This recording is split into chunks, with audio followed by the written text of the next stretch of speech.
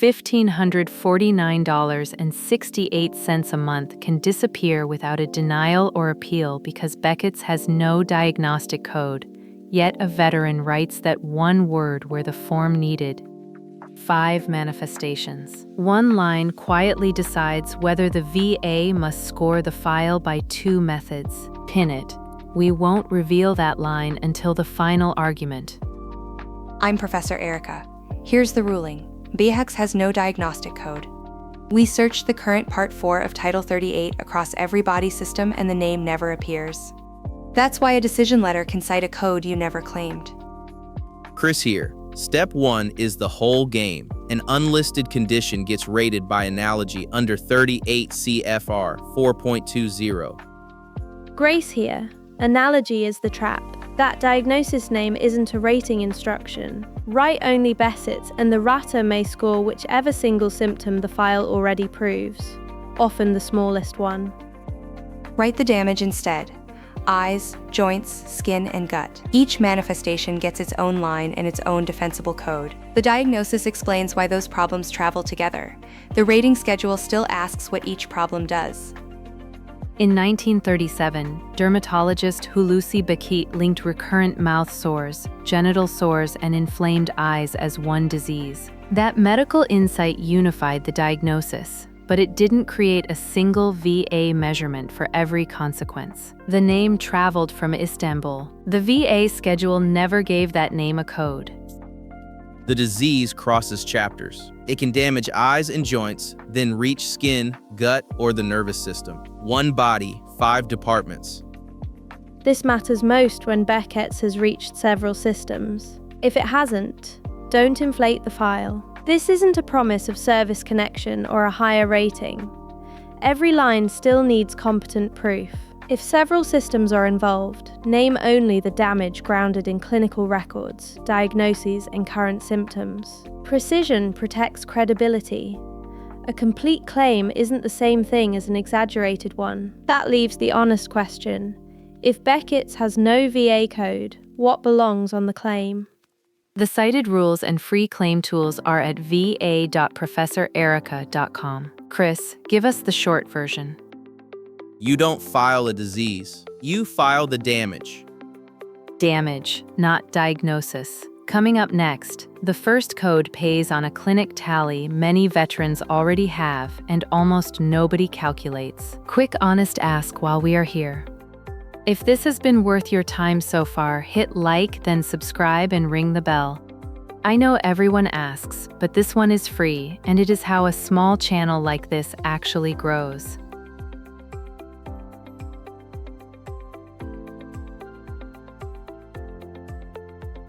An unlisted condition is rated by analogy through 38 CFR 4.20. A rating official must find the closest listed condition. The match isn't about a similar name, it is about similar functional loss, anatomy, and symptom pattern. Think of the schedule as a potluck table. Behcet's arrives as an unlabeled dish, so the rule places it beside the dish it most resembles. That search sets the price. The clearest starting place to describe what you brought is the 21526EZ. Closely related means the same affected function, anatomical location, and symptoms. All 3 matter. Sharing one symptom isn't enough. A weak resemblance doesn't earn a guess in your favor. 4.27 builds the code from parts. The first digits identify the body system. The last 2 are 99 for an unlisted condition. That ending isn't a diagnosis. It is the schedule admitting that the condition needed an analog. The catch is explicit. Conjectural analogies are avoided. If the file proves only one symptom, the other systems can vanish from the rating. A persuasive analogy therefore names the function that is limited and points to the medical finding that demonstrates it. Same form, different architecture. You can describe one disease or every documented place it caused damage. A published board decision shows the result. It evaluated one veteran's skin and esophagus, then addressed the tongue, nerves, and other Behcet's manifestations with 6 separate codes. 6? I found 5. The total is not the point. The board wrote that no diagnostic code sets criteria specifically for Behcet syndrome. Hold on, 6 separate ratings off one disease? That's allowed?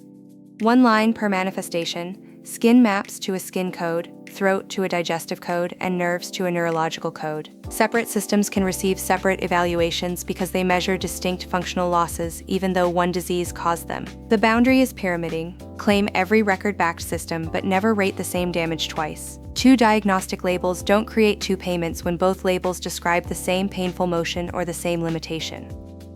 Behcet is therefore rated through several codes, not one. Picture a multi-line file, with one line for each documented manifestation. In our worked example, the distance between one line and the supported lines is $18,596.16 a year. $18,596.16 a year. That number is the cost of one missing line. Now put the claim form beside it. Item 16 on the current January revision says current disabilities, plural, then gives numbered lines plus space for how each condition relates to service. The rater evaluates what each line and its proof support. Uveitis, multi-joint arthritis, and medically managed skin disease belong on separate lines when the records substantiate them. Each line should identify the condition clearly enough that an examiner and rater know which findings belong to it. The multi-line file creates one more risk. Which line pays the most? And what if I claim one the VA says I already got paid for? Before we get to the money, we need the rule that removes duplicate damage, 4.14.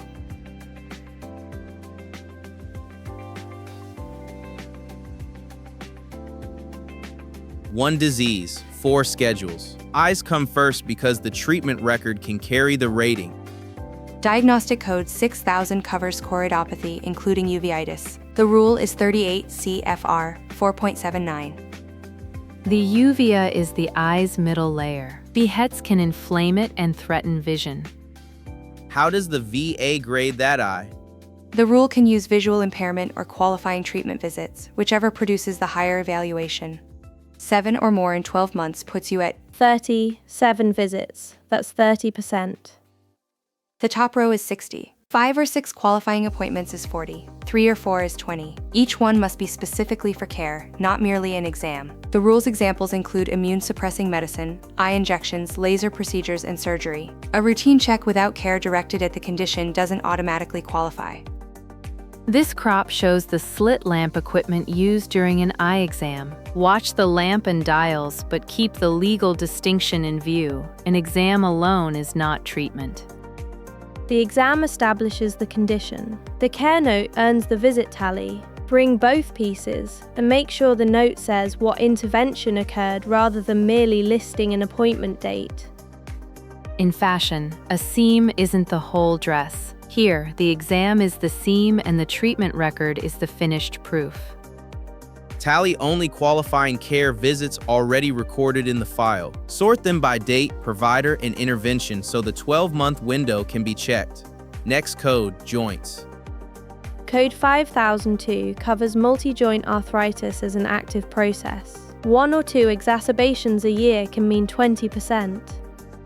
3 or more incapacitating exacerbations can support 40% when the regulatory criteria are met. The same row also addresses symptom combinations that objectively impair health, so flare frequency isn't the only possible route. The skin formula's top row can apply for constant or near constant systemic therapy over 12 months, including biologics or immunosuppressants. It can also apply when characteristic lesions cover enough body area. So the drugs that make you look fine are the drugs that pay. Gut involvement points to 7326 when the records establish inflammatory bowel disease. A symptom diary can guide the clinician, but the medical file must establish the condition and its course. A private log is useful context, not a substitute for diagnosis and clinical findings. Unrecorded episodes rate at 0. Put the proof categories on one board. Behcet itself. No code, nothing to count. Eyes use 6,000 for treatment visits. Joints use 5,002 for flares. Skin uses 7806 for systemic drugs. Gut uses 7326 for documented episodes. Different code, different proof. A diagnosis can't substitute for the measurement each row demands. Hold that board. One rule can remove a duplicate rating even when every diagnosis is real.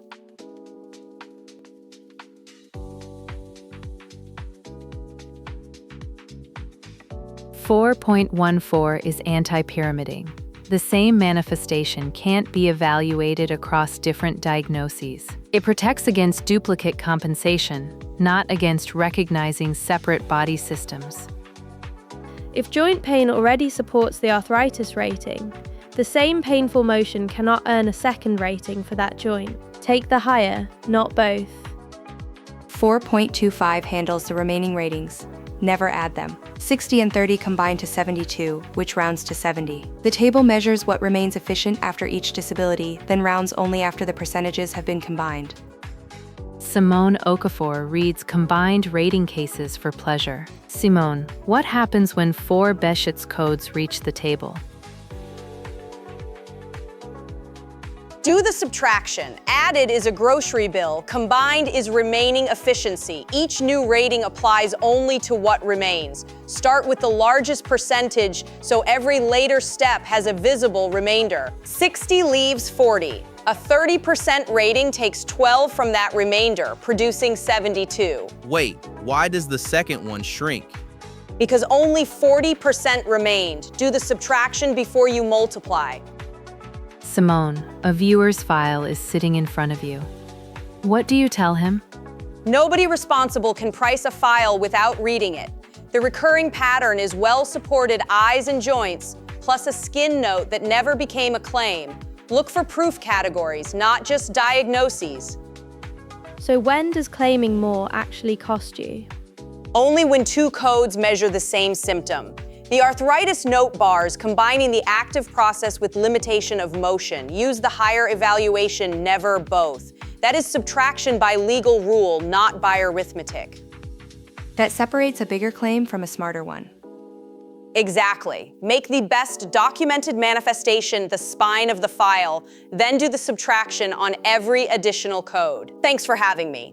My final thought: nobody will volunteer a code that doesn't exist. The claimant must identify each supported system, then let the record carry it. Simone, thank you. The word is manifestation, not disease. Your eye is not your knee, your skin is not your gut. 4.14 bars double counting, not separate damage. My grilled chicken checklists have 3 columns. Before Friday, pull the care visit tally, medication list, and Says the man with checklists for grilled chicken. the chicken is excellent. Third, pull the rating decision and count its codes. Chris, ask the fear behind that checklist. If I file 5 supported conditions and 4 are denied, did I waste a year? No. Each line stands on its own proof, effective date, and appeal path. A denial on one doesn't erase the others, though the facts may overlap. Read the reasons and bases for each line separately before deciding what to challenge. Then bolt the joint rate onto 80. That makes 100. No, combine, don't add. Run the worked file from the largest percentage down, because order is how the remaining efficiency math stays readable. Skin only, 30%, or $552.47 monthly at the verified 2026 rate. Add supported eyes at 60%. Same veteran, different documented manifestation. Now the joint rating. Order them by severity. 60 leaves 40, 30% of 40 adds 12. The joint percentage applies to the remaining 28 and adds about 6. The result rounds to 80%. $2,102.15 a month, veteran alone. That is $1,549.68 more each month than the skin-only example. Now the pinned note. Another code requires the VA to evaluate both routes and use the higher result. And right before we say goodbye, if you want more like this, hit like and subscribe. It costs you nothing, and it is the single biggest thing that builds this series into something bigger. Passion without the homework is just noise, so do the homework. Until next time.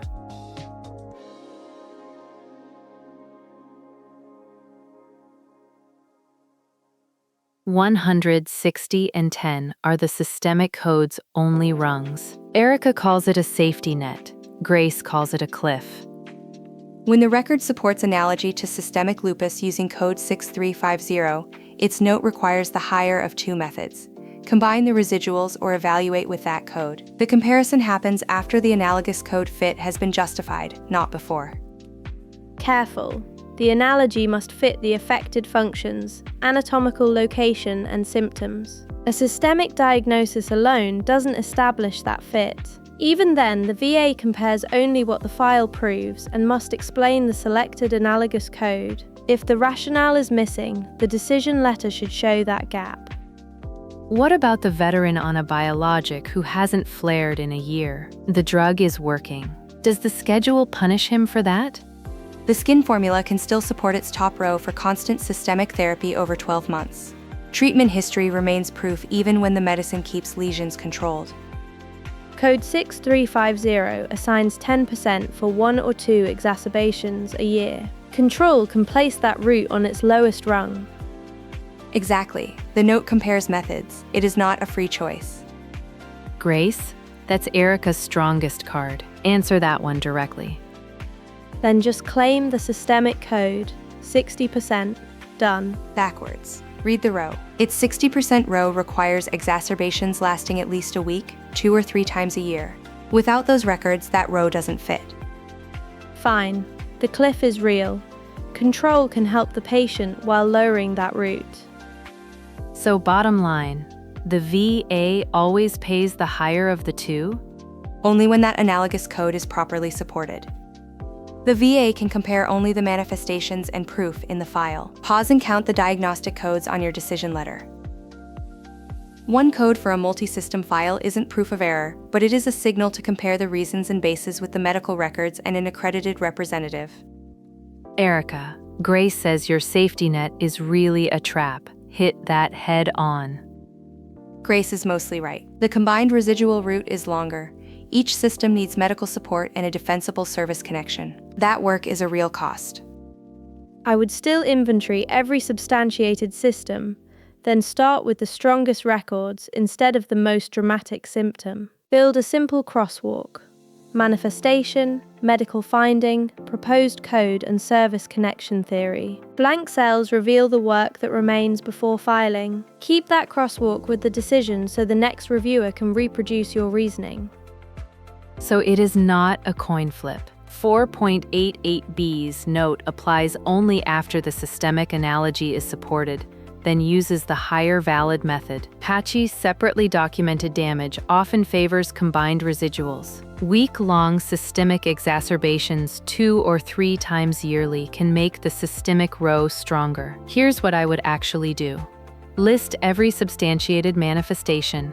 Identify the strongest proof and review the analogous code with an accredited representative. Then compare that inventory against the decision's diagnostic codes and stated reasons, line by line. Share this with anyone whose autoimmune diagnosis is absent from the schedule. The analogous rating rule is broader than Behcet's, but the same discipline applies. Choose the closest defensible criteria, identify distinct functional loss, and avoid duplicate compensation. Walk away with this. The VA can't rate a name that has no code. It rates supported damage through the closest defensible rules, so put every real manifestation on the page and connect each one to records.